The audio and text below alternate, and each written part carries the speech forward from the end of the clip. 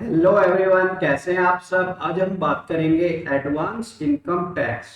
Advance income tax की due date क्या होती है, अगर हम पे नहीं करते हैं तो हमें किस रेट से इंटरेस्ट पे करना पड़ेगा और कितने टाइम का इंटरेस्ट पे करना पड़ेगा, और किन किन को एडवांस टैक्स पे करने की आवश्यकता नहीं होती है। ये सारी चीजें आज हम डिस्कस करेंगे।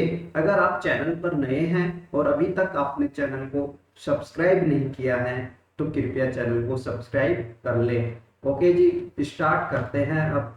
तो सबसे पहले हम बात करें तो एडवांस टैक्स कब पे करना जरूरी हो जाता है, कंपलसरी कब हो जाता है, जब हमारी इनकम टैक्स की लायबिलिटी क्या है, मोर देन 10,000 रुपीज क्या हो जाती है, मोर देन 10,000 रुपीज।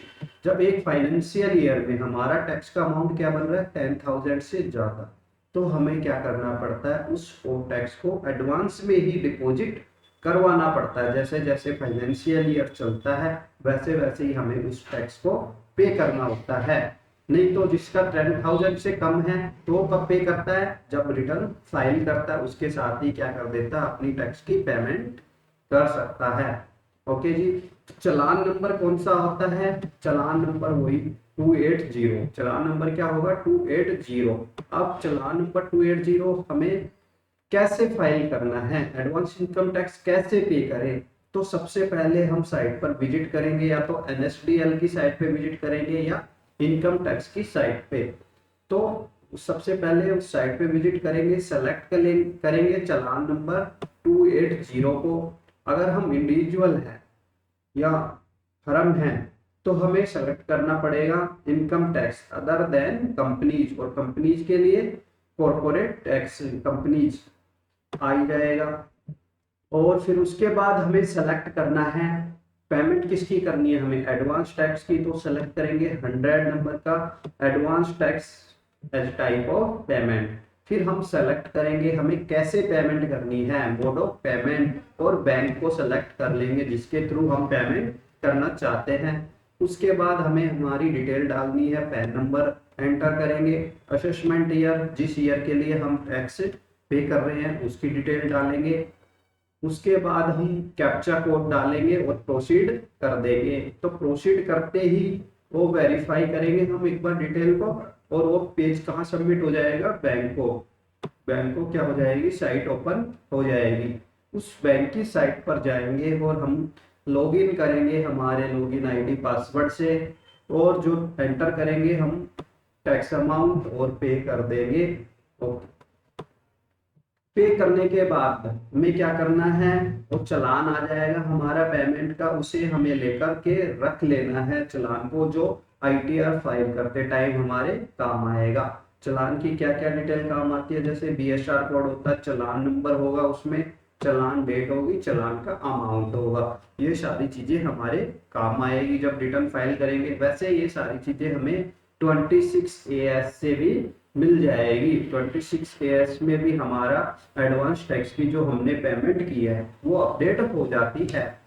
अब ड्यू डेट की बात करें तो हमें कितना एडवांस टैक्स कब तक पे करना होता है, क्वार्टर जो है हमारा उसकी 15 तारीख को हमें, जो लास्ट मंथ होता है जैसे अप्रैल मई जून तो 15 जून, ऐसे ही जुलाई अगस्त सितंबर तो 15 सितंबर।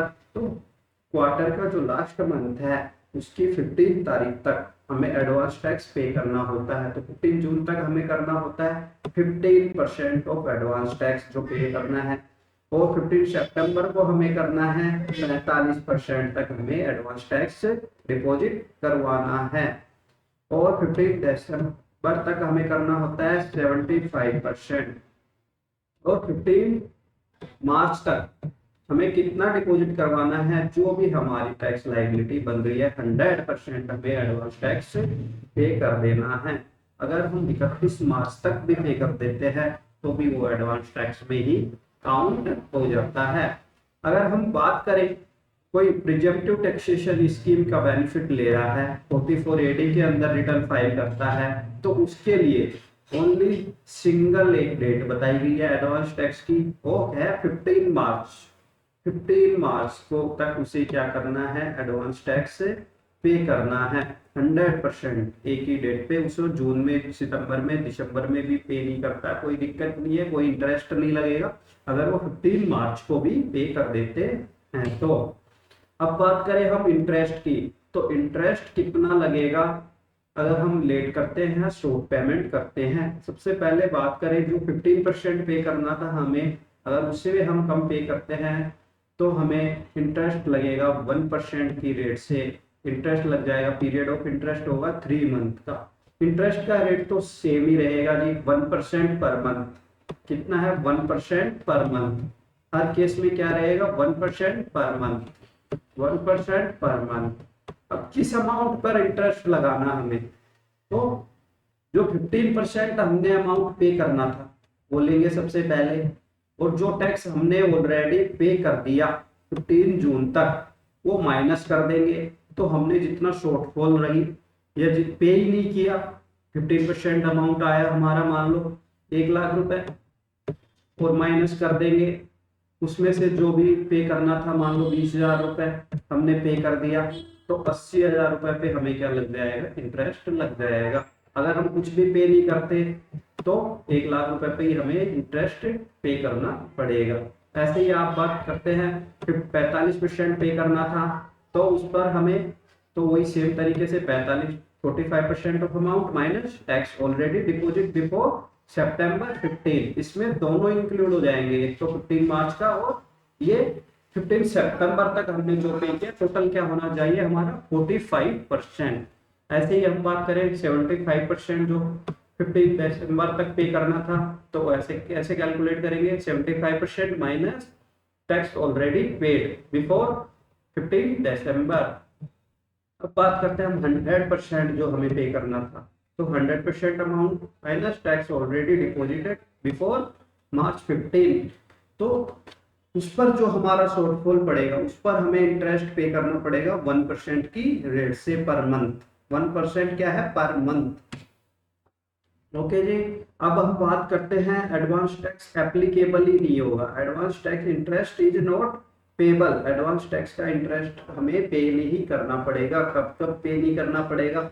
अगर जो शॉर्टफॉल पड़ी है वो, उसका पीछे क्या है, रीजन क्या है कि कोई कैपिटल गेन है या स्पेकुलेटिव इनकम है, जो हम क्या नहीं कर पा रहे थे, एस्टिमेट ही नहीं कर सकते थे। कैपिटल गेन हो सकता है, स्पेकुलेटिव इनकम को हम एस्टिमेट नहीं कर सकते कि हमें लॉटरी लगने वाली है, कोई गैम्बलिंग इनकम है, तो उस पर हम टैक्स को कैसे एस्टिमेट कर सकते थे? तो उस पे हमें क्या नहीं करना, इंटरेस्ट पे नहीं करना पड़ेगा। और टैक्स पेयर क्या करता है? पे कर देता है फुल या tax payable in income mentioned above while paying remaining installment of advance tax due, or if no installment is due the tax will pay them before the end of financial year। मतलब जो 31 मार्च तक हमने क्या कर दिया, deposit करवा दिया, तो 234 सेक्शन सी में हमें कोई इंटरेस्ट देने की आवश्यकता नहीं पड़ेगी एडवांस टैक्स पर। ओके जी। और सीनियर सिटीजन, जो सीनियर सिटीजन हैं उनकी इनकम क्या है, कम है, और जो उनको सैलरी की इनकम के अलावा पेंशन की इनकम है, सैलरी या पेंशन की इनकम के अलावा और कोई इनकम नहीं है, तो उन्हें भी एडवांस टैक्स पे करने की आवश्यकता नहीं है। ओके जी, please like and subscribe the channel. Thank you so much, धन्यवाद।